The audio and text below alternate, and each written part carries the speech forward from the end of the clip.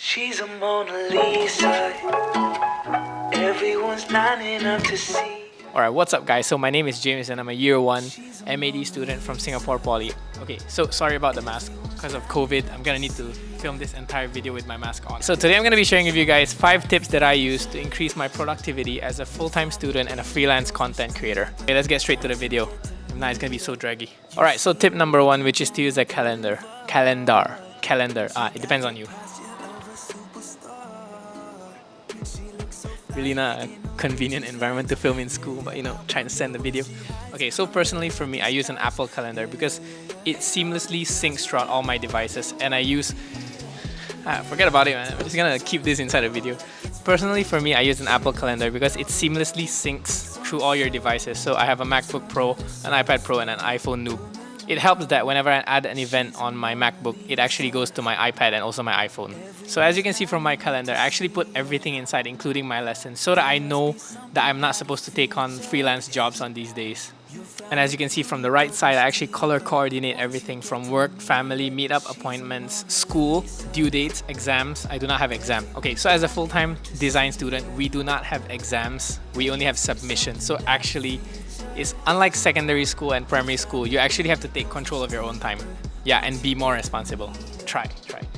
Alright, so tip number 2, which is to have a physical planner. Yes, I know we're all living in a digital age, but it's still really good to have a physical planner. The feeling is super different when you're writing it down on a physical notebook. Okay, so as for my planner, I use the Moleskine weekly, monthly view, and I'm not sponsored, but if you do want to sponsor me, Moleskine, please. Oh, and if you guys use a planner, comment down what planner you use below. I'm quite curious because for me, I like the minimalist type. For some people, they like the super colorful bullet journal type. Okay, so as you can see from my planner, on the right side, I write down all my tasks and my goals and whatever videos that I have to edit.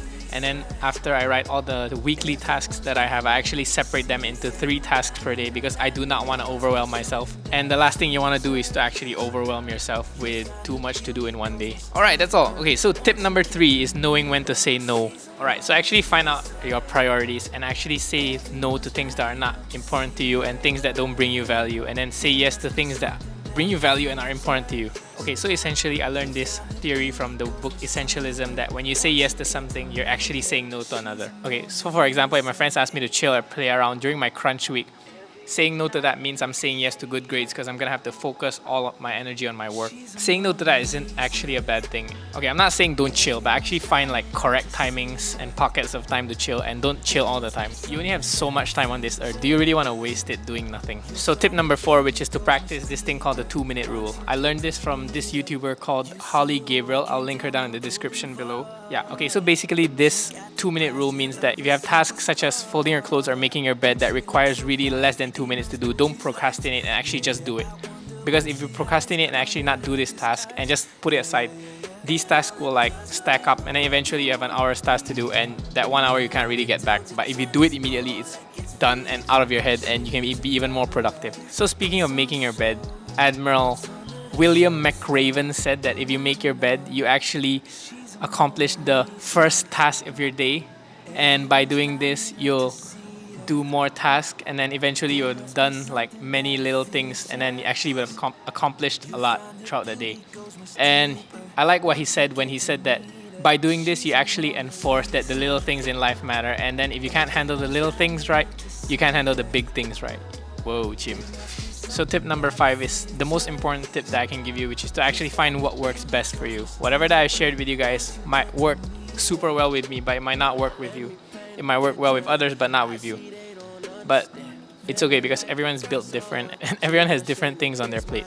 So in Singapore context, we have this thing called the Cai Fan, and not everyone buys the same dish, and some people eat different. Yeah.